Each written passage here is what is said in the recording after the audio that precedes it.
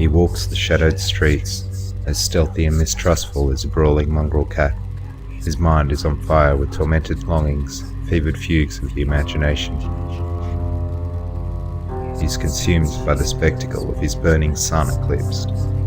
He eats the night with trembling fingers, and the moon is his only lover. He is pinnacle and nadir, first, last, and always. There will be no other after him. Yet beneath all this the truth of him languishes, slowly wilting like a spent and fallen bloom that spins in the twisting currents of a night-dark, star-strewn river, suspended in a frozen moment between the twin gravities of birth and death. A mind that once had the right to call itself a life unfolding, breathing, seeing, dwelling in the midst of time. An invisible wall seems to separate him from his birthright, which is life. This wall cannot be scaled. He knows, he has tried. You press your fingers against it, and it shifts like mercury. The world this side of the wall is a wasteland that can't be seen, except when standing in a certain kind of light. This desolation, glowing violet, incandescent beneath a silken web of constellations. An emptiness gapes in him.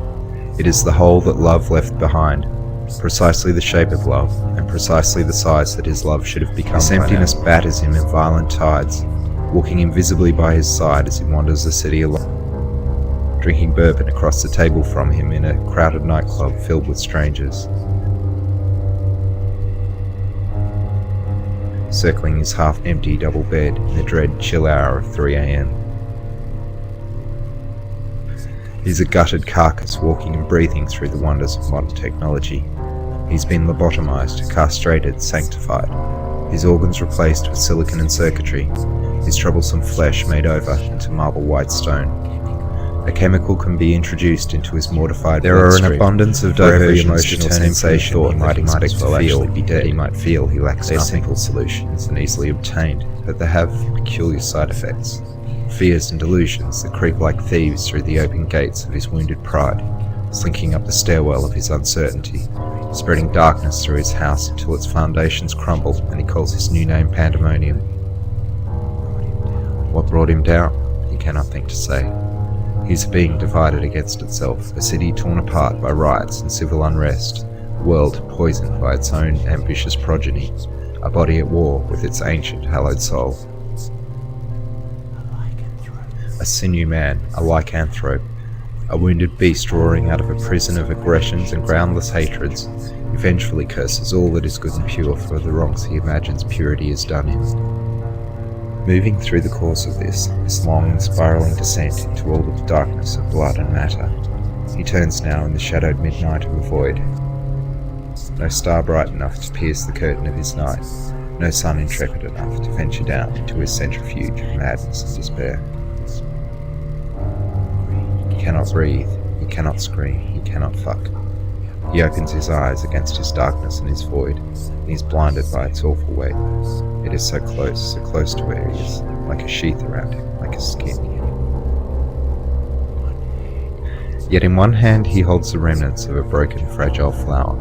It is the last frayed thread fingers slip the unravelled thread that was, and it is the last bright thing that keeps him from tumbling nervelessly into the yawning chasm at his feet. He falls.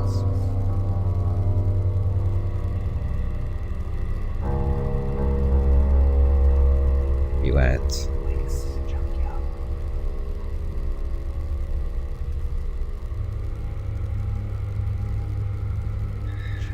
And wakes in a junkyard wilderness of abandoned ideas, forgotten pleasures, once cherished dreams.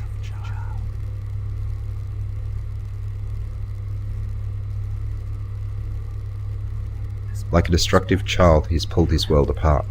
Now with nothing left to do, he begins to put it back together, assembling piece by piece before him the vast and complex puzzle of reality and world and culture itself.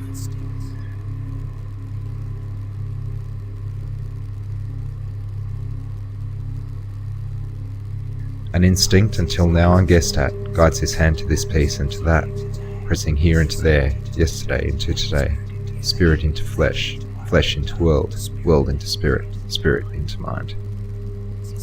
He realizes that his madness is a monkey on his back, that speaks to him of secret things in soft exotic accents, so that he will not leave the cage of fear, which is he reaches through and flicks the latch.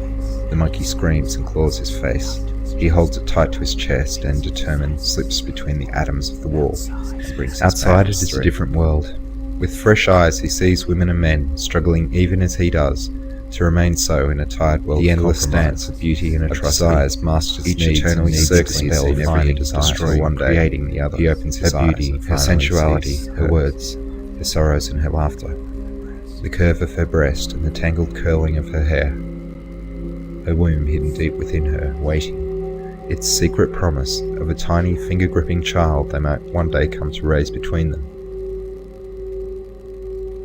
To see that infant grow, spouting the many proofs and conventions of her sex, to see her become secretive and shy, and to watch her fall in love, and cry when love has passed her by, until, having learned the difficult lesson of what it is to love and lose, she finds that moving through the course of his eclipse from dusk to dark to midnight to twilight to dawn, he might find at last that resolution to a quest already sought, solved, concluded and abandoned many billion times over in the course of human lives.